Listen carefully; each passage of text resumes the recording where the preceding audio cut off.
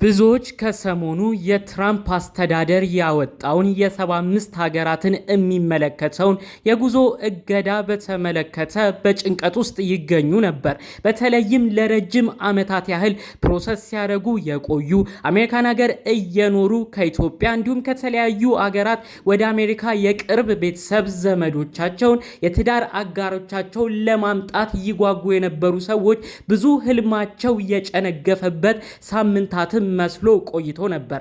ታዲያ ከዚህ ጉዳይ በኋላ ነው አሁን ይህ የትራምፕ አዲሱ የጉዞ እገዳን በተመለከተ በትራምፕ አስተዳደር ላይ ከባድ ተቃውሞና ከባድ ክስ በኒውዮርክ እንደተነሳ መረጃዎቹ እየተሰሙ ይገኛሉ።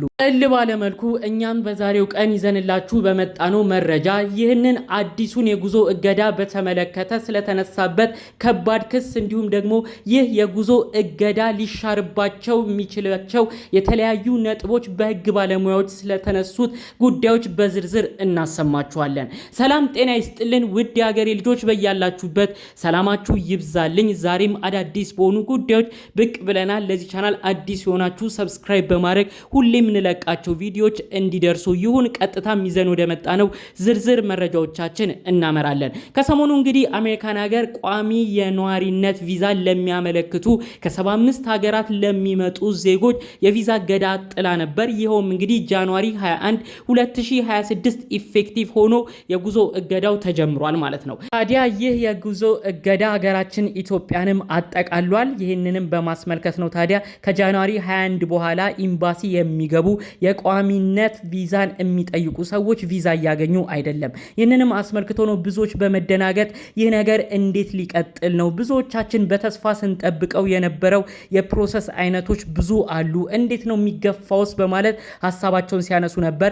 እኛም አስቀድመን መረጃ በሰጠንባቸው የተለያዩ ጊዜያቶች ላይ በተለይ ዲቪ ደርሷቸው በጉጉት ዲቪውን አግኝተው አሜሪካን ሀገር እንገባለን ብለው በጉጉት የሚጠብቁ ሰዎች ሁሉ ኮመንት ሲያደርጉልን ነበር። እንዴት ነው የኛስ ጉዞ የሚሆነው እያሉ ብዙ ጥያቄ ሲጠይቁ ነበር። በሌላ በኩል በትዳር አማካኝነት ባል ሚስት ጋር፣ ሚስት ባሏ ጋር እንዲሁም ደግሞ ለረጅም ዓመታት ያህል ወላጆች እናት አባት ልጆቻቸው ጋር፣ ልጆችም እናት አባቶቻቸው ጋር ለረጅም ዓመታት በተስፋ እየጠበቁ ቆይተው የተለያዩ ፕሮሰሳቸውንም አከናውነው ከሰሞኑ የቪዛ ኢንተርቪውም ሊገቡ የነበሩ ሰዎችም ነበሩ። እነሱ ሁሉ በፍርሃት ውስጥ በመሆን ይህ ነገር እንዴት ነው የሚሆነው በማለት ጥያቄ ሲያነሱ ነበር። እንግዲህ ለነዚህ ሁሉ ትንሽ ራስ ምታትን የሚቀንስ ትንሽም እፎይታ የሚሰጥ ነገር እየተሰማ ነው ተብሎ አንድ መረጃ እየተጋራ ይገኛል። ይኸውም እንግዲህ በቪዲዮ መግቢያ በመረጃዎቼ መግቢያ ያካፈልኳችሁ ነው። እንግዲህ አሜሪካን ሀገር ዶናልድ ትራምፕ ያወጡትን አዲስ ህግ አስመልክቶ ብዙ ወቀሳና ብዙ ትችት ቀደም ብሎ ሲነሱ ነበረ።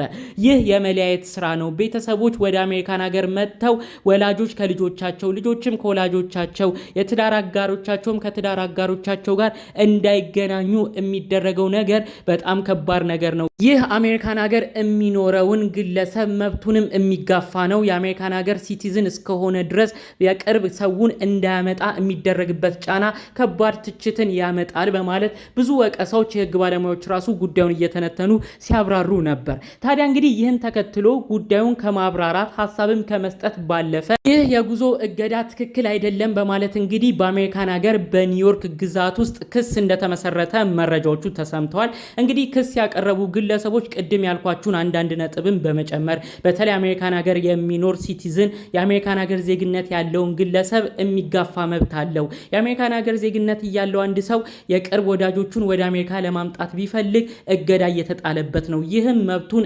እየተጣሰ ነው በማለት በመቀጠልም ይህ የጉዞ እገዳም ደግሞ የሆኑ ኔሽኖችን በተመለከተ የሆኑ ሀገራት ዜጎችን በተመለከተ ልዩነትን በመፍጠርም የተደረገ ነገር ነው።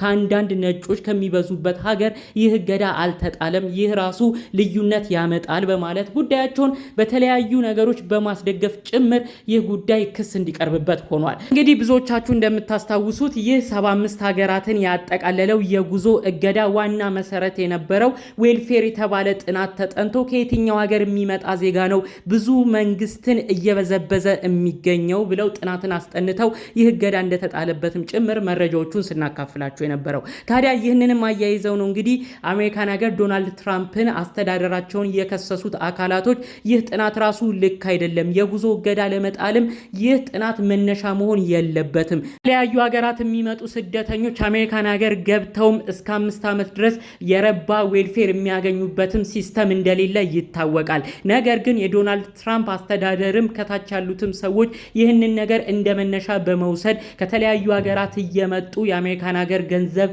እየተደጎሙ የሚኖሩ ዜጎች ብዙ አሉ፣ እነዛንም ማገድ አለብን ብለው የተነሱበት ሀሳብ ልክ አይደለም በማለት ነው ሀሳባቸውን በዝርዝር ሁኔታ ሲያስረዱ የነበረው ማለት ነው። እንግዲህ በቀጣይ የክስ ሂደቱ በኒውዮርክ ግዛት የተጀመረው የፍርድ ቤት ኬዙ ምን አይነት ነገር ላይ እንደሚያዳርስ አብረን ሁላችንም የምንመለከተው ይሆናል። ነገር ግን እዛው አሜሪካን ሀገር ነዋሪ በሆኑ የተለያዩ የህግ አካላት አንዳንድም የመንግስት አካላቶች የተጀመረው ይህ የክስ ሂደት ግን ምናልባት ዶናልድ ትራምፕ ያወጡትን አስተዳደር የመሻር ነገር ሊኖረው ይችላል። ዶናልድ ትራምፕ ያወጡትን የጉዞ እገዳም የሚያስቀይር አዲስ ተስፋ ሊሰንቅ ይችላል በማለት ብዙዎች ከወዲሁ ጉጉታቸውን በተስፋ ሙሉነት ሀሳብ አስተያየታቸውን እያደረሱ ይገኛሉ ማለት ነው። እንግዲህ ዶናልድ ትራምፕ ይህንን የጉዞ እገዳ ጥለዋል።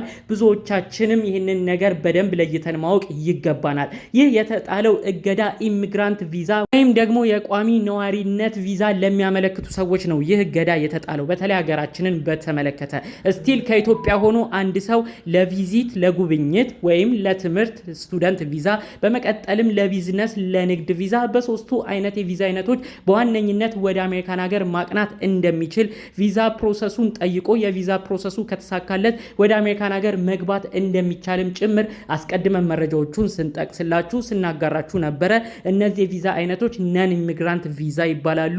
አንድ ሰው አሜሪካን ሀገር ገብቶ የሚፈልገውንም አድርጎ በዛ በተሰጠው ቀን ውስጥ ከአሜሪካ መውጣት የሚችልበት አሰራር ነው። ታዲያ ከአሜሪካን ሀገር መውጣት ባለበት ጊዜ ካልወጣ ነው ህገ ወጥ የሚሆነው። ከዛ ውጭ ግን ህጋዊ ሆኖ በዛች በተሰጠው ቀናት ውስጥ መቆየት የሚችልበት የቪዛ አይነት አሁንም ድረስ በአሜሪካን ሀገር እንደሚሰጥ መረጃዎቹ ያሳያሉ። ከዚህ ጉዳይ ጋር አያይዤ አንድ ሀሳብ ማንሳት የምፈልገው አሜሪካን ሀገር እንግዲህ የተለያዩ አይነት የጉዞ እገዳዎች ነው በተለያዩ ሀገራቶች ላይ ቀደም ተብለው ሲጣሉ የነበረው። በመቀጠልም 75 ሀገራትን ያቀፈው ሲገባ ነው ብዙ አስደንጋጭ ሆነው ብዙዎችም እንዲነጋገሩበት የሆነው። ነገር ግን ቀደም ብሎ የወጡት አሁንም ደግሞ የሚሰሙ አሉ። አንዳንድ ሀገራት ላይ የተጣለው የጉዞ እገዳ ደግሞ ሙሉ በሙሉ ወደ አሜሪካን ሀገር በምንም አይነት ፕሮሰስ ዜጎች መግባት እንዳይችሉ ሁሉ የሆኑ ሀገሮች አሉ። አሁን አንዳንድ ሀገራት ላይ በኢሚግራንት ቪዛ በነን ኢሚግራንት ቪዛ በአጠቃላዩ በምንም አይነት ነገር ቪዛ ተሰጥቶ ማንም ሰው ወደ አሜሪካን ሀገር መግባት እንዳይችል የተከለከሉባቸው ሀገራቶች ሁሉ አሉ። ስለዚህ ሀገራችን ኢትዮጵያ ደግሞ በሁለት አይነት ተከፍሎ ነው የቪዛ አይነቱ እየተሰጠ ያለው፣ በሌላ በኩል ደግሞ የተከለከለው ማለት ነው። ስለዚህ አንዳንዶች አማራጫቸውን በሌላ በኩል እየተመለከቱ ወደ አሜሪካን ሀገር ማቅናት እንደሚችሉም በዚሁ ጎን ለጎን ታሳቢ እንዲያደርጉ ነው ይህን መረጃን ማስተላለፍ የፈለኩት ማለት ነው። ጠቅለል ባለመልኩ ይዤላችሁ የመጣሁት መረጃ ሰሞኑ ወዲያ ወዲህ ሲሉ ከቆዩት ጉዳዮች መካከል ነበር። በሌሎች አዳዲስ መረጃዎቻችን እስክንገናኝ ሰላሙን ሁሉ ተመኘሁላችሁ። ሰላም።